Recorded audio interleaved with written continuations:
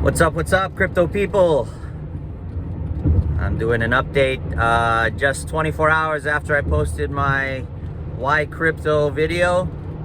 Bitcoin did a 19% drop at its maximum. And that's what I was talking about in the other video. So my theory is getting tested at this very moment, whether Bitcoin will not drop more than 20%. And 90% is pretty close, so I'm a little nervous there. I was like, woo, that got real close to what I was talking about. So so far 19% has held, and I bought some at the bottom, and Bitcoin has rallied back up again. So I turned some of my US dollar tether that I was holding into Bitcoin, and we had a really good rally in the CRO token, which is for crypto.com. Check my link below if you want to support me. You can sign up with crypto.com and you get some free crypto to trade with. But what I do is I use crypto.com as my bank. You can earn minor yields on staking certain coins, certain tokens there. And also you can get a Visa card where you can spend your crypto. So in a lot of ways I use that as my bank, but if I want higher yield, I don't use crypto.com for that because their yields are very low. You're looking at a little bit over 1% APY. I use Celsius for that because Celsius, for a lot of my tokens, will pay me 13% or 12.5% APY on my tokens, and I'm excited about that. So this is part of the reason why I believe Bitcoin will not fall more than 20%, because the market has changed a lot since the beginning. In the beginning, Bitcoin was just the asset, that's it. And you basically buy and you sell it. And when it rallied, you would sell it, and it would drop dramatically. And then people would come in and they would buy it when they felt like it had fallen enough. And then it would rally, and then they would sell it again. So you'd get this volatility. But now you've got things like staking, where you can stake your Bitcoin. You can earn a yield on it. You've got billionaires buying into it every time it drops. So that creates a floor on it. And due to the fixed supply, I think a lot of people are just going to keep holding on to it. They're not going to sell it. I'm one of them. I may sell it. I'm not as strong of a holder as Michael Saylor. I mean, Michael Saylor's putting billions into it. So definitely he's gonna talk his book and he's gonna walk his book. But I'll hold on to a little bit of Bitcoin. And then every now and then I'll liquidate it because I want to buy an altcoin so I can multiply my wealth, not just preserve it. And the beauty of it is the Federal Reserve hasn't said anything about not printing money. So they're going to keep printing money. People are going to keep looking at Bitcoin as a preservation of wealth while still maintaining their transactions. And gold and silver just don't do that. I mean, if you park your money in gold and silver, they don't earn interest. They're not easy to spend right away. They're starting to have digital gold and digital silver, but relative to the whole market, that's still small. And most of the people who hold gold and silver are elderly people or older generation, and they're not into technology. So the use of gold and silver as digital currency is still down the road, the way I see it. That's why I said ultimately that's going to be the end game, because you're going to get a saturation point in cryptos like you do in all investment vehicles. Especially look at real estate right now. Everybody and their grandmother does real estate in some form or fashion, and so the real estate values are high, and the only way they'll come down at this point is if they crash. And I don't see that happening because the Fed is buying up mortgage-backed securities again. So part of their printing and monetary policy is to buy these toxic assets to make sure they don't crash, because they're derivatives, and derivatives are basically assets on steroids. And if those things crash, it creates a domino effect that causes lots of other assets to tumble in a process known as capitulation. Capitulation is when people just sell out of an asset because they need the cash to pay their bills, and they're not willing to hold on until the asset reaches zero. So you get it pretty much across the board in all assets. They all sell off at different times, but generally they're all around the same period of time, because everyone's going to eventually need cash and the asset prices start falling. So people want to go to cash to pay their bills and to also hold for buying opportunities.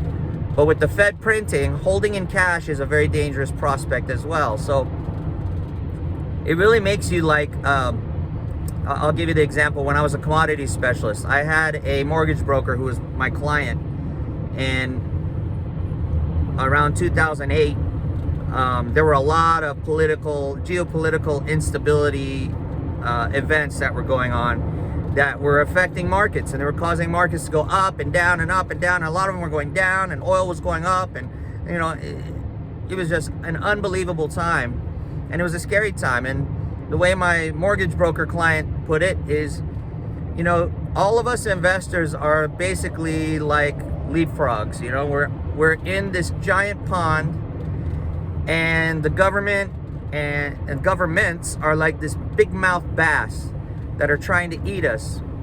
And the only way we can protect ourselves is we jump from lily pad to lily pad, and those are our investments. We jump from lily pad to lily pad to escape the government, the big mouth bass that wants to consume us.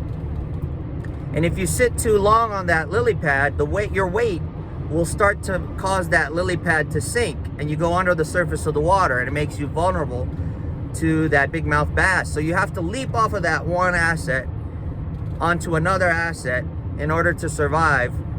And it's a perpetual jumping motion. You're never going to be able to rest as long as that government big mouth bass is after you.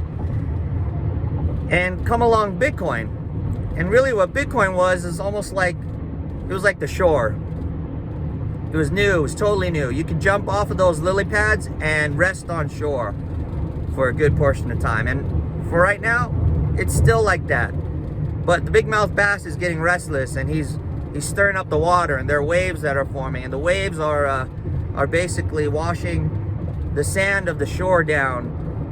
And that's Bitcoin. As Bitcoin gets higher and higher and higher in value, eventually in the millions, I believe, and everybody and their grandmother starts to own Bitcoin, not as many people are going to be able to get in, and we're going to have a need for an alternative, because Bitcoin will simply be like real estate, where it will be so expensive that it'll be unattainable for the common man to be able to buy into it. And really, this is what government does. Government makes wealth and ownership unattainable for the common man. All the while, they're telling the common man that they're fighting for their interests, that they fight for minorities, that they fight for the poor. But the reality, what they do is they support all the policies, all the things that make poor people poorer and make it more difficult for poor people to build any reasonable measure of wealth,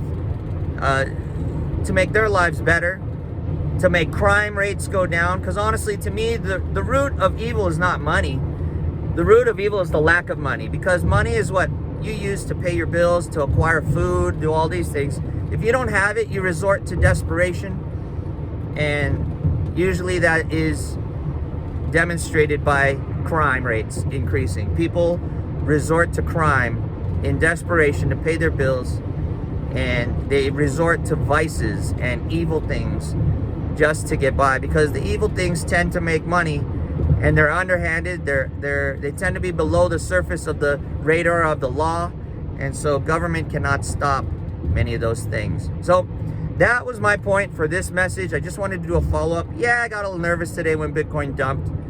Not because I don't care, not because I hold Bitcoin. It's like, oh, I think it's gonna go to zero. No, I got nervous because here I put my name out, made a price prediction, or forecast, I should say, and it got really, really closely tested today. So I'm pretty proud of that. If you like what I'm doing here, hit that thumbs up. And if you really like it and you want to hear more, subscribe to my channel. But make sure you hit that bell notification and put it on all, so that you know every time that I post a video, you'll be notified. And if you want to support me, YouTube, Facebook, Instagram, all these other social media places have demonetized me, basically. And if you want to support me financially, I never ever ask for money. So if you ever get my account asking you for money, it's not me. It's some kind of hacker or some faker. I don't ask for money. It's up to you if you want to help me and support me in some way. I do get affiliate bonuses, and I link those in the description below of my videos. So if you would be so kind as to support those companies, if you like the products, great. If you don't have to support them. I even have links to crypto addresses, so if you feel like you want to donate crypto to me, I greatly appreciate that as well, and I welcome that. So whatever it is, whether you can donate or not, I do this for free because to me it's more important to educate people, because if we're all wealthy, I benefit from that as well. Whether you pay me or not, just overall, if more people are successful, society in general is successful, and since I live in society, I benefit from that. So that's just the way I see things. So until my next video, God bless you, God be with you. I am driving, so I don't want to do a long video. I am hands-free, so those of you who want to claim that I'm touching things, you're wrong. But anyway, I hope you enjoy my video, and until next time, God bless and take care.